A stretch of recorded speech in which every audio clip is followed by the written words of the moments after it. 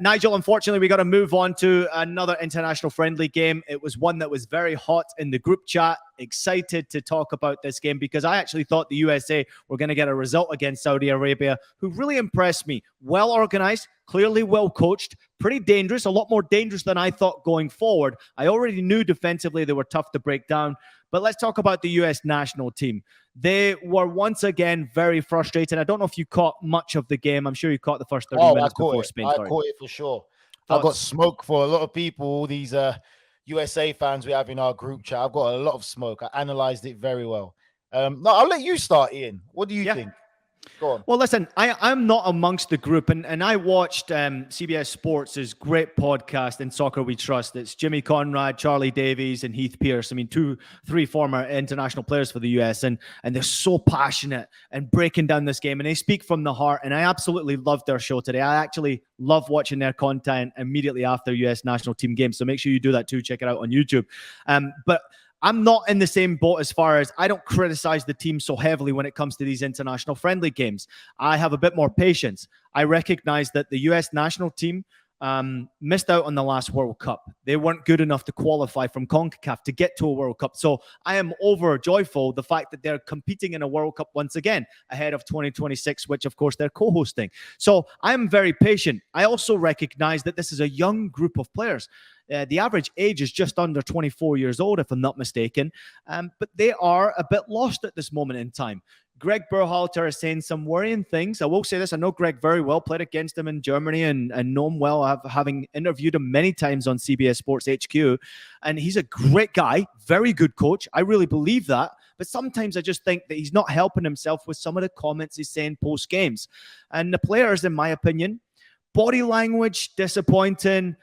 Passion, disappointing, tactical awareness, like going forward. Like, I just didn't see that desire from a lot of these guys. There was a tentative approach from a lot of those players, especially the ones that I rely on. I don't pick on the players who are on the bubble trying to get into the squad. I pick on the players who are certs. I'm talking about Christian Pulisic, the Weston McKennies, the Brendan Ironsons. I want to see those guys, Tyler Adams, I'd throw into that mix as well. I want to see those guys freaking dominate.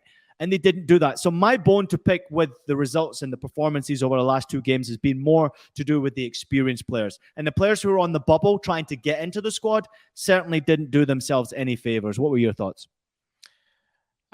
Mate, there's a lot you can break down on that, Ian. First and foremost, for me, I was very impressed with Saudi Arabia. I think for me, that really is whatever money they've reinvested into developing their youth, it's paying off because millions. I felt it's worth it because I felt that the players looked so much more technically sound and more comfortable on the ball in tight areas than USA did. Mm-hmm. Naive because they look a bit young as well because they play such a high line. The only difference is if once they come against better quality oppositions, and it's just to break 2 points that you made, which is what American fans have to understand from a footballing perspective.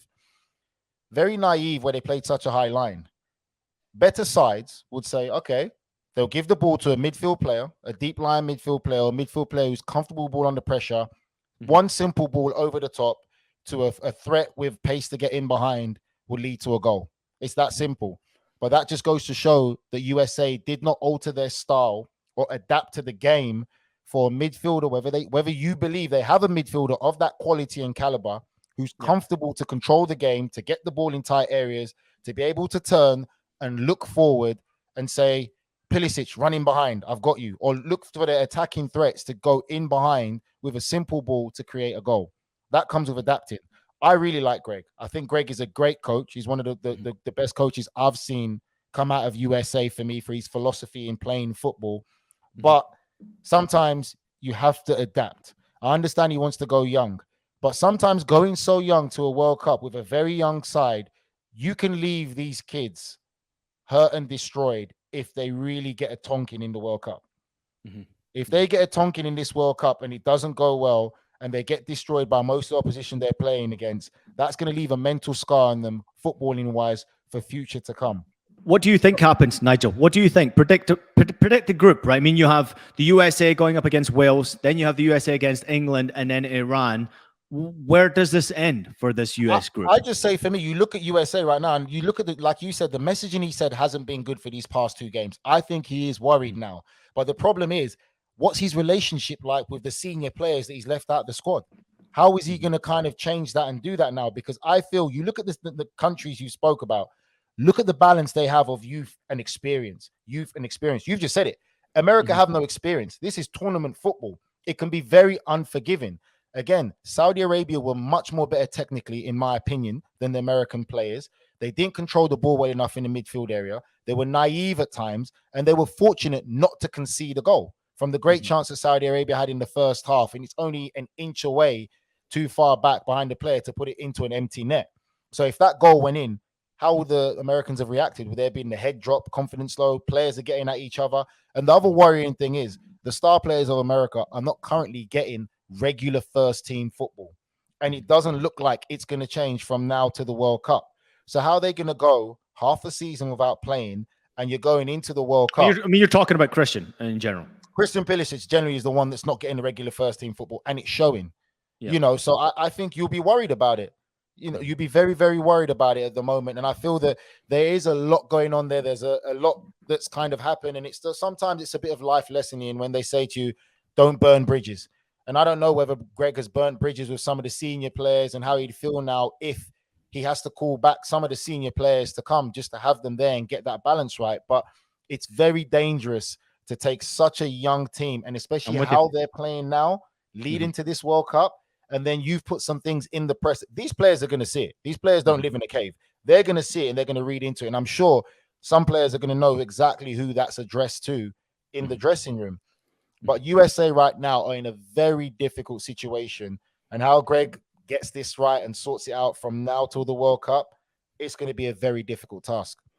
Yeah, I'm with you. And especially when you look at the group and how it's been, obviously Wales struggling to get victories right now. I know that their head coach was in attendance today in Spain to watch that performance. I'm not sure you would have enjoyed any minute of that game. However, England have their own issues, but would be absolutely favourites of getting out of the group. But Iran, it's been a good international period for them. They had a big victory against Uruguay, Mediterranean on the game, and then Serdar Azmoum, he scored in the draw against Senegal today or yesterday, I think it was. So they're a side that you just cannot underestimate whatsoever, because what Iran have done to improve as well. Look at where their players are playing their domestic football. I mean, they are top players. They are well coached, Iran, and they are making real headway in international football. So watch out for them as well. But at the end of the day, let's throw a little bit of spice in that. Sorry to cut you off, mate.